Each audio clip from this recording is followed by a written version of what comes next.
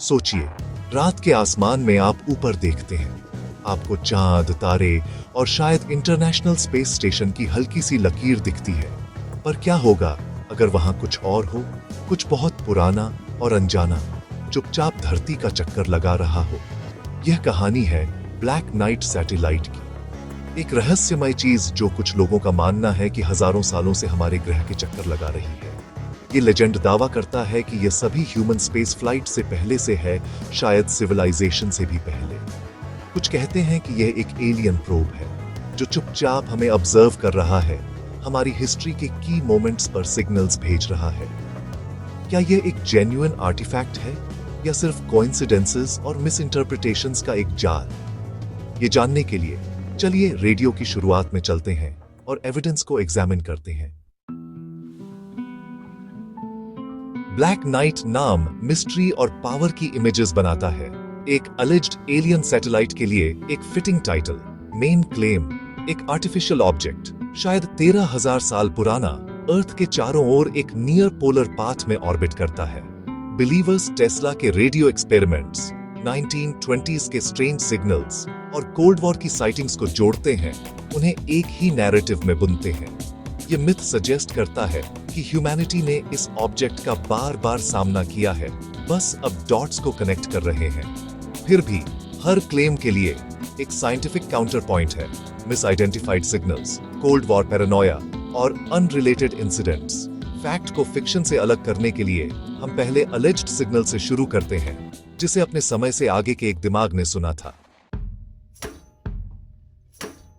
1899 में Nikola Tesla Colorado springs में experiments करते हुए रिदमिक रिपीटिंग सिग्नल्स डिटेक्ट किए जो उन्होंने पहले कभी नहीं सुने थे। टेस्ला ने अनुमान लगाया कि वे शायद किसी और दुनिया से मैसेजेस हो सकते हैं, शायद मार्स से। ब्लैक नाइट बिलीवर्स के लिए यही इसकी ओरिजिन है। टेस्ला, वे कहते हैं, इसके सिग्नल को रिसीव करने वाले पहले व्यक्ति थे। पर साइंस ज्यादा सिंपल एक्सप्लेनेशंस देता है। 19वीं सदी के आखिर में रेडियो नॉइज बहुत था, जैसे लाइटनिंग से विस्टलर्स जैसे नेचुरल फिनोमेना या पल्सर्स जैसे कॉस्मिक सोर्सेस। पल्सर्स जो दशकों बाद डिस्कवर हुए रेगुलर पल्सेस इमिट करते हैं, जिन्हें आसानी से आर्टिफिशियल सिग्नल्स समझा जा सकता है। टेस्ला का इक्विपमेंट सेंसिटिव था, पर यूनिवर्स नेचुरल रेडियो सोर्सेज से भरा है, जबकि एक एलियन सैटेलाइट का आइडिया कैप्टिवेटिंग है। नेचुरल एक्सप्लेनेशंस एविडेंस को कहीं बेहतर तरीके से फिट करते हैं। लेजेंड हालांकि बस शुरू हो रही थी। दशकों बाद कहानी फिर से सामने आएगी, इस बार कोल्ड वॉर के साए में। 1950s में स्पेस एज आया और कोल्ड वॉर की पैरानोया भी। 1974 में अखबारों ने ऐसे दावे रिपोर्ट किए कि यूएस एयरफोर्स ने रहस्यमय सैटेलाइट्स डिटेक्ट किए हैं, जबकि किसी भी देश ने तब तक कोई लॉन्च नहीं किया था। यूएफओ रिसर्चर डोनाल्ड कीहो ने स्पेकुलेशन को बढ़ावा दिया, ये सजेस्ट करते हुए कि ये एलियन ओरिजिन के थे। 1960 में यूएस नेवी ने एक डार्क टम्बलिंग ऑब्जेक्ट को पोलर ऑर्बिट में ट्रैक किया, जो किसी भी जात सैटेलाइट से कहीं ज्यादा भारी था। बिलीवर्स के लिए यह कॉन्फर्मेशन था, ब्लैक नाइट असली था और देख रहा था। पर फैक्ट्स एक अलग कहानी बताते हैं। 1964 की रिपोर्ट्स स्पेकुलेटिव थीं, ऑफिशियल नहीं। 1960 का डार्क सैटेलाइट बाद में एक यूएस डिस्कवरर सैटेलाइट लॉन्च के डिब्रीज के रूप में आइडेंटिफाई किया गया।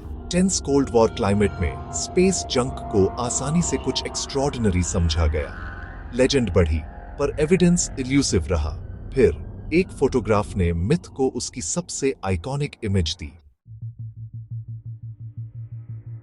1998 में इंटरनेशनल स्पेस स्टेशन को असेंबल करने के STS-88 मिशन के दौरान एस्ट्रोनॉट्स ने ऑर्बिट में तैरती हुई एक स्ट्रेंज डार्क ऑब्जेक्ट की तस्वीर ली। यह इमेज ऑनलाइन तेजी से फैली, कॉम्प्लेक्स, मैकेनिकल लुकिंग और मिस्टीरियस। बिलीवर्स ने डिक्लेयर किया, यह ब्लैक नाइट था। आखिरकार कैमरे में कैद हो गया। ये फोटो लेजेंड का सेंटरपीस बन गई, पर नासा के पास एक क्लियर एक्सप्लेनेशन थी। ये एक खोया हुआ थर्मल ब्लैंकेट था जो स्पेस वॉक के दौरान गलती से रिलीज हो गया था। एस्ट्रोनॉट्स ने इसे तैरते हुए देखा और इसकी ट्रेजेक्टरी को ट्रैक किया गया जब तक यह अर्थ के एटमॉस्फेयर में जल नहीं गया। इसका ऑड शेप और अपीयरेंस बिल्कुल वैसा ही था जैसा आप जीरो ग्रेविटी में एक क्रम्पल्ड मल्टी लेयर्ड ब्लैंकेट से एक्सपेक्ट करेंगे। यह स्ट्राइकिंग इमेज मिस आइडेंटिफिकेशन का एक क्लासिक केस था। स्पेस जंक, एलियन टेक्नोलॉजी नहीं। फिर भी फोटो ने मिथ को नई जिंदगी दी। लेजेंड के पास अब एक चेहरा था, भले ही वह सिर्फ इंसुलेशन का एक टुकड़ा था।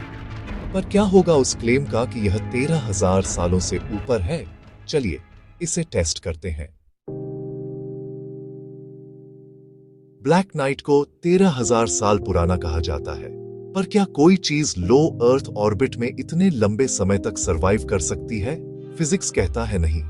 लो ऑर्बिट में सैटेलाइट्स एटमॉस्फेरिक ड्रैग और ग्रेविटेशनल टग्स के कारण लगातार एल्टीट्यूड खोते हैं। यहां तक कि इंटरनेशनल स्पेस स्टेशन को भी हवा में रहने के लिए रेगुलर बूस्ट्स की जरूरत होती है।